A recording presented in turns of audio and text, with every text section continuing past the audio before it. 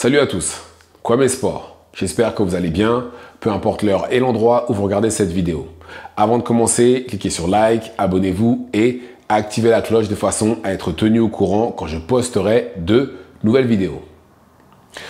Ce soir, c'est le grand soir. Canelo Alvarez, l'actuel champion unifié de la catégorie super middleweight, mais anciennement champion incontestable de la catégorie, fera son retour et affrontera William Skull. William Skull qui est l'actuel champion IBF de la catégorie, donc comme vous l'aurez compris, c'est pour les 4 ceintures. Et sur cette carte-là, il y a aussi Jaime Munguia qui affrontera Bruno Suras, mais aussi Martin Bakole qui affrontera Efe Ajagba. Et je viens de réaliser quelque chose en fait qui, pour moi, est très important dans le combat. C'est que Jaime Munguia et Bakole sont dans la même situation. Les deux ont perdu leur dernier combat par KO ou arrêt de l'arbitre, appelez ça comme vous voulez. Et désormais, ont tous les deux la pression, ils doivent tous les deux gagner. Ils doivent gagner pour que leur carrière puisse reprendre le cours normal. Autrement dit, des gros combats, etc. Alors, Jaime Munguia, lui, il a choisi Bruno Suras, à mon avis, pour le faire briller, parce qu'on parle quand même d'un combattant qui, avant le combat, a été invaincu, mais qui avait une vingtaine de combats pour 4 KO, ce qui fait de lui pas un puncher du tout. Et il était là pour faire briller Jaime Munguia. Il est venu au Mexique, dans ce but-là, mais Bruno Suras a refusé de respecter le script et a mis KO Jaime Munguia, ce qui est un choc, parce qu'on parle quand même de quelqu'un qui n'est pas un gros puncher du tout. Et en face, il a Jaime Munguia qui, jusqu'à présent, nous a montré qu'il avait une mâchoire solide. Qu'est-ce qui s'est passé ce soir-là? Je ne sais pas, mais en tout cas, il a été mis KO. Et de l'autre côté, on a Martin Bakole qui, lui, est allé au sol contre Joseph Parker. Et après, son coin a décidé d'arrêter le combat parce qu'ils ont justement le combat contre Efe Ajagba ce soir. Et il a perdu par... Enfin, bref, c'était pas... Lui, il a respecté le script, hein, parce que très clairement, appeler quelqu'un 24 heures avant le combat, c'est clairement pour que le combattant qui était prêt soit là pour briller. Lui, il a respecté le script, par contre, il n'y a rien à dire. Mais de l'autre côté, il a perdu pas mal d'opportunités, notamment celle d'être le mandataire IBF en cas de victoire contre Efe Ajagba. D'ailleurs, celui qui devrait être le plus énervé dans l'histoire, c'est Efe Ajagba. Enfin bref. Et l'un comme l'autre ont la pression. Pas leurs adversaires, ou beaucoup moins déjà. Parce que si Bruno Suras perd contre Jaime Munguia, c'est pas grave, il l'a mis KO, c'est pas un gros puncher, il n'avait jamais combattu quelqu'un, un ancien champion du monde, il a fait ce qu'il avait à faire, il a eu ses 15 minutes de gloire, d'accord? Mais par contre, si Bruno Suras bat une deuxième fois Jaime Munguia, ah là, ça va être compliqué, je ne vois pas comment on pourrait le sauver cette fois-ci.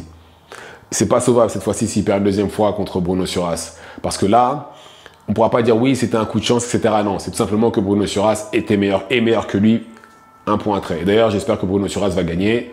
Allez, la France. Et c'est justement toutes les opportunités qui sont normalement destinées à Jaime Munguia, parce que normalement, Jaime Munguia devait affronter Mbili. Et vu qu'il a perdu, il a opté pour le rematch. Et même de toute façon, c'était fini. Il n'a pas pu affronter Mbili en ayant été mis KO le combat d'avant. Ça n'a pas eu de sens. Et là, il va le raffronter. Mais voilà, toutes les opportunités qui normalement devraient être pour Jaime Munguia seront pour Bruno Suras, comme par exemple un combat contre Berlanga, un combat contre Caleb Plant, etc., etc. Et même de toutes les façons, dans les classements, il va monter. Ça se trouve, même s'il bat encore une fois Jaime Munguia et encore une fois par KO, il y a peut-être même des chances que Canelo commence à regarder dans sa direction. Et ce serait très bien d'ailleurs. Et il passerait devant Christian Mbili, les Sadio, etc., qui, eux, doivent affronter le top, justement, qui sont bien classés dans les fédérations respectives, ou eux-mêmes sont les numéros 1, pour pouvoir accéder à un title shot. Ils pourraient passer devant eux s'ils battaient une deuxième fois Jaime Munguia. Et j'espère que ça va être le cas, d'ailleurs. Et donc oui, Jaime Munguia a la pression, il doit le battre. Il doit le battre, peu importe la manière, tout ce que vous voulez, il doit le battre. Parce que là, en plus, c'est pas comme s'il avait été battu par une décision bizarre, etc. ou non. Il a été battu par arrêt de l'arbitre au Mexique, chez lui. Donc là, il n'y a pas de débat. Il a perdu un point trait. Et de l'autre côté, Martin Bakole, lui aussi, a la pression. Parce que Martin Bakole, avant le combat, tout le monde disait oui, c'est Boogeyman, il met KO tout le monde, et ceci, cela. Et là, il a battu un tel en sparring, même si ça ne vaut absolument rien. Enfin bref, tout le monde l'évite. Et à son dernier combat, il a eu la brillante idée de partir affronter Joseph Parker en Arabie Saoudite, 24 heures avant le combat, et il a perdu. Il est allé au sol, et son coin a décidé d'arrêter le combat parce qu'il y a le combat contre Efe Ajagba là, ce soir. Alors, il a la pression parce que déjà, son statut de boogeyman, il faut oublier ça. Ça, on oublie. Il va falloir qu'il tabasse 2 ou 3 combattants avant qu'il puisse le récupérer. Et en plus de ça, je pense que... Et de ce fait, il a des choses à prouver. Parce que, vu qu'il a été battu par Parker, son aura d'invincibilité aussi est partie.